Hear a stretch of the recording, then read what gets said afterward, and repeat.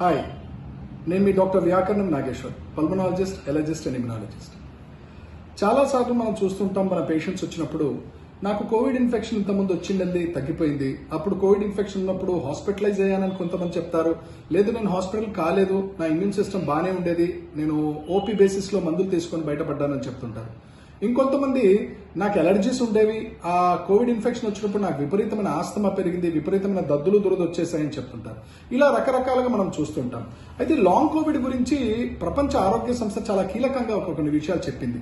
Long Covid అని అంటే persistent symptoms అన్నమాట. అంటే ఇవి ఈ హెల్త్ ప్రాబ్లమ్స్ ఏవైతే ఉన్నాయో ఆ కోవిడ్ వచ్చిన తర్వాత కూడా, కోవిడ్ ఇన్ఫెక్షన్ పోయిన తర్వాత కూడా వీళ్ళకి సిమ్టమ్స్ ఉంటాయి. ఎలాంటి సిమ్టమ్స్?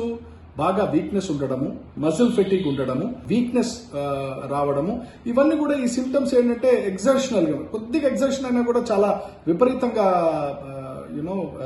ఐ కాంట్ డూ, నేను ఇంకా పనులు చేయలేను అనిపించడము. అదే కాకుండా ఆయాసం లాగా ఉంటుందని చెప్తుంటారు. తర్వాత చాలా మందికి కొద్ది chest pain, mild chest pain వస్తూ ఉంటుంది, షార్ట్నెస్ ఆఫ్ బ్రెత్ వస్తూ ఉంటుంది. ఇవన్నీ కూడా రకరకాలు ఉన్నాయి, ఒకటి అని కాదు. అది న్యూరలాజికల్ గా ఉండొచ్చు, అది లంగ్ రిలేటెడ్ గా ఉండొచ్చు, లేదా ఇతరత్ర ఎలర్జీ, ఇమ్యునాలజీ రిలేటెడ్ గా కూడా లాంగ్ కోవిడ్ సిమ్టమ్స్ ఉండొచ్చు. అయితే లాంగ్ కోవిడ్ సిమ్టమ్స్ గురించి ఎందుకు మనం ఈరోజు మాట్లాడుతున్నామంటే, ఒకటి ముఖ్యమైన న్యూస్ ఐటమ్ ఈరోజు ఐఎమ్ షూర్ మనం మిస్ అవుతాం ఒకవేళ మనం డిస్కస్ చేయకపోతే.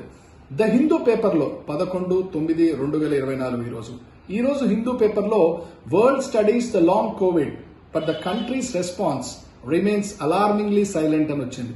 అంటే ఈ స్టడీ ఏమని చెప్తోంది అంటే, అయ్యా నువ్వు ప్రతిదానికి అమెరికా, ప్రతిదానికి రష్యా, జపాన్, సింగపూర్ లాంటి దేశాలతో కంపీట్ చేస్తున్నావు, యూకే లాంటి దేశాలతో కంపీట్ చేస్తున్నావు. అక్కడ పరిస్థితి ఎలా ఉందనంటే, అక్కడ కోవిడ్ వచ్చిన తర్వాత ఆ లాంగ్ కోవిడ్ సిమ్టమ్స్ ఏమేమి ఉంటున్నాయి, ఎవరెవరికి ఉంటున్నాయి, ఎలా బయటపడాలి అనేది ఒక అధ్యయనం జరిగింది. ఆ అధ్యయనంలో ఇదిగో ఇవి లాంగ్ కోవిడ్ సిమ్టమ్స్ అని వాళ్ళు చెప్తున్నారు. మరి ఇలాంటి పరిస్థితుల్లో మన దగ్గర మినిస్ట్రీ ఆఫ్ ఫ్యామిలీ హెల్త్ ఉంది, మన దగ్గర ఐసీఎంఆర్ ఉంది, చెప్పుకోవడానికి దిగ్గజమైన సంస్థలు చాలా ఉన్నాయి కదా. మరి భారతదేశంలో ఎట్లాంటి స్టడీ జరిగినాయి, ఎట్లాంటి స్టడీ ప్రజల మధ్యలోకి తీసుకొచ్చారు వీళ్ళు? 0. అంటే దాని అర్థం ఏంటి? నువ్వు కోవిడ్ సంబంధించిన కాంప్లికేషన్స్ కానీ, కోవిడ్ వ్యాక్సిన్ కి సంబంధించిన అడ్వర్స్ ఎఫెక్ట్స్ కానీ, దీని గురించి ప్రజల మధ్యలో పెట్టాల్సిన బాధ్యత ప్రభుత్వంది.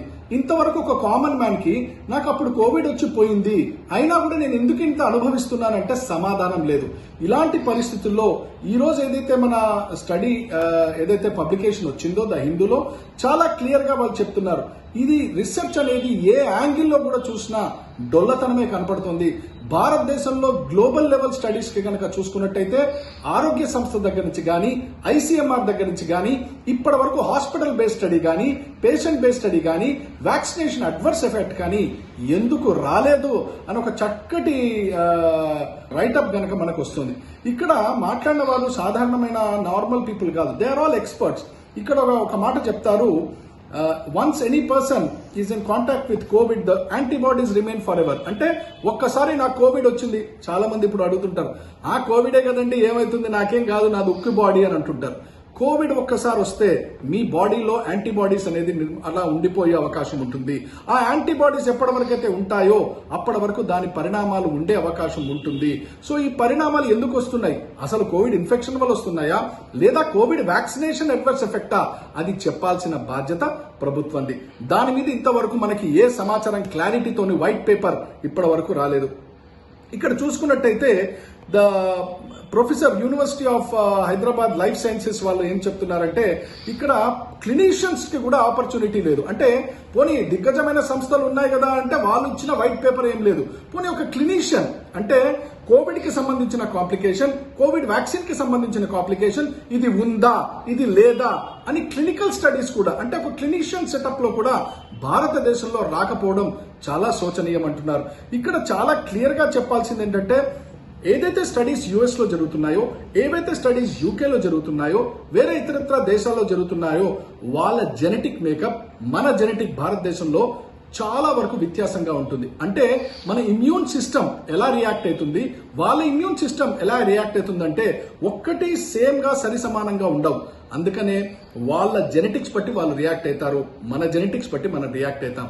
మరి అలాంటి దీర్ఘకాలపు వ్యాధుల వల్ల చాలా మంది యాజ్ అన్ ఇమ్యునాలజిస్ట్ నా దగ్గరకు వచ్చి చెప్తుంటారు, డాక్టర్ గారు ఇంత ముందు చాలా పనిచేసేవాడిని, నేను నడవలేకుండా ఉన్నాను, డాక్టర్ గారు విపరీతంగా ఆయాసంలాగా అనిపిస్తోంది, డాక్టర్ గారు చాలా వీక్నెస్ ఉంటుంది. దీనికి మనం ఇన్వెస్టిగేషన్ చేస్తే సిటీ చేస్తే నార్మల్, ఎంఆర్ఐ చేస్తే నార్మల్, బ్లడ్ రిజల్ట్ చూస్తే నార్మల్. సో ఇది ఏమని చెప్పాలి? ఇది కోవిడ్ వ్యాక్సిన్ వల్ల వచ్చిందా లేదా ఇన్ఫెక్షన్ వల్ల వచ్చిందా అని సత్యాన్ని అనే వైద్యపరమైన విషయాన్ని పరిశోధన చేసి చెప్పాల్సిన బాధ్యత ప్రభుత్వానికి ఉంటుంది. మరి ఇంతవరకు ఆ మాటలో, ఆ ఆలోచనలో ఇంతవరకు వైట్ పేపర్ రాకపోవడం చాలా శోచనీయం. ఈ రోజు హిందూ పేపర్ కనుక మీరు చూసుకున్నట్టయితే అద్భుతమైన విషయాలు అడుగుతున్నారు. ఏమని అంటున్నారంటే ఇది adverse effects of the vaccine ఏదో పెద్ద మిస్టరీ ఆఫ్ ద రిజిస్టర్ అనమాట. ఇది మిస్టరీ ఆఫ్ రిజిస్టర్ అంటే అసలు మీకు ఎన్ని కేసులు నమోదైనాయి, మీకు అసలు డేటా ఉందా, ఎన్ని కాంప్లికేషన్స్ వచ్చినాయి, మీరు ఏదైతే వ్యాక్సిన్ ఇచ్చేటప్పుడు ప్రతి కేంద్రాల్లో, ప్రతి డిస్టిక్ లో, ప్రతి మండలంలో ఒక యూనిట్ పెట్టి వ్యాక్సిన్ అందజేశారు కదా, మరి అలాంటి మండలంలో, అలాంటి ప్లేస్ లో మళ్ళీ వ్యాక్సిన్ డేటా రిజిస్ట్రీ అనేది ఉందా, పేషెంట్స్ ని రిపోర్ట్ చేయడానికి ఏదైనా ఉందా? ఎక్కడ నాకు medical ministry of corporate affairs, ministry of medical health లో ఓ ఫోన్ నెంబర్ ఉంది, ఈమెయిల్ ఉందని కాదు. మనం గ్రౌండ్ లెవెల్లో ప్రజల దగ్గర ఎంత ఫీడ్బ్యాక్ తీసుకున్నాము, పల్లెల్లో మనం ఎంతవరకు ఫీడ్బ్యాక్ తీసుకున్నాము. ఎందుకంటే వ్యాక్సిన్ తీసుకున్న ప్రతి ఒక్కరు ఢిల్లీకి వెళ్ళి వ్యాక్సిన్ తీసుకోలేదండి, వ్యాక్సిన్లు పల్లెలకు వచ్చాయండి, పల్లెల్లో ప్రజలందరికీ మనం తీసుకోవడం జరిగిందండి. సో ఈ రోజు ఒక భారతీయుడిగా, ఈ రోజు ఒక వైద్యుడిగా ఆరోగ్యమైన భారతదేశం ఉండాలని స్వచ్ఛమైన కోరిక ఎవరికైతే ఉంటుందో అందరూ కూడా ఈ రోజు ఆలోచించాల్సిన అవసరం ఉంది, అడగాల్సిన అవసరం ఉంది. ఇక్కడ ఒక విషయం చెప్పుకుంటే, ఇంత మనం మాట్లాడుతున్నాం, ఇంత డొల్లతనం కనబడుతోంది మనకి, అది కూడా హిందూ పేపర్లో చాలా క్లియర్ గా రాశారు. భారతదేశం ప్రతిదానికి అమెరికా వెంట పులి చూసి నక్క బాధ పెట్టుకున్నట్టు ప్రతి విషయంలో మన నాయకులు మాట్లాడతారే. మరి అమెరికాలో ఈ రోజు అధ్యక్ష పదవికి పోటీలు జరుగుతున్నాయి కదా, గట్టి నినాదం ఏంటి తెలుసా అండి? ఇంతకు ముందు ఎలక్షన్స్ లో we will make America great, అది నినాదం. కానీ ఇప్పుడు నినాదం ఏంటి తెలుసా అండి? We will make America healthy. అంటే ఆరోగ్యం క్షీణించింది, ఆరోగ్యం అమెరికాలో భ్రష్టు పట్టింది, ఆరోగ్యం దెబ్బతిన్నదని బహిర్గతంగానే వాళ్ళు చర్చ చేస్తున్నారు. ఈ రోజు ఒక సగటు భారతీయుడిగా, ఒక వైద్యుడిగా, ఒక పల్మనాలజిస్ట్ గా, ఒక ఇమ్యునాలజిస్ట్ గా నేను నాయకులను అడుగుతున్నా, అయ్యా ఎంతసేపు పార్టీ లావాదేవీలు, పార్టీ విషయాలు చర్చకొచ్చి అవే బ్యానర్ హెడ్ లైన్స్ గా మమ్మల్ని చదవమంటారా? లేదు అని అంటే హెల్దీ ఇండియా మనం ఎందుకు చెప్పకూడదు? Yes we will make India healthy again. ఆ మాట ఎందుకు రావట్లేదు? అక్కడి నుంచి ఢిల్లీలో కూర్చున్న వాళ్ళ దగ్గర నుంచి గల్లీలో కూర్చున్న వాళ్ళ దగ్గర అందరు కుటుంబ సభ్యులు దెబ్బతిన్నారు కదా కోవిడ్ వల్ల. మరి అలాంటి విపత్తు వచ్చినప్పుడు, దానికి సంబంధించి ఇంకా దెబ్బ పడుతున్నప్పుడు ఒక లీడర్ కి, ఒక నాయకుడికి ఏం ఆలోచన ఉండాలి? We will make India healthy again. ఆ నినాదం ఎక్కడ వినపడుతోందా? ఎక్కడా లేదు. ఇది మన పరిస్థితి. ప్రజలు దీన్ని సీరియస్ గా తీసుకోవాలి, ఆలోచన చేయాలి, నాయకుల్ని అడగాలి, మా పరిస్థితి ఏంటని అడగాలి.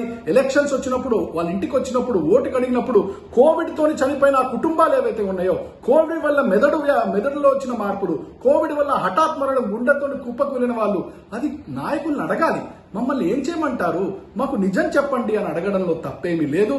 ఈ మంచి ఆలోచన మనం గనక డెవలప్ అయినట్టయితే రానున్న రోజుల్లో ఒక చక్కటి సిస్టమ్ మన భారతదేశంలో డెవలప్ అవుతుందనే నమ్మకం నాకుంది.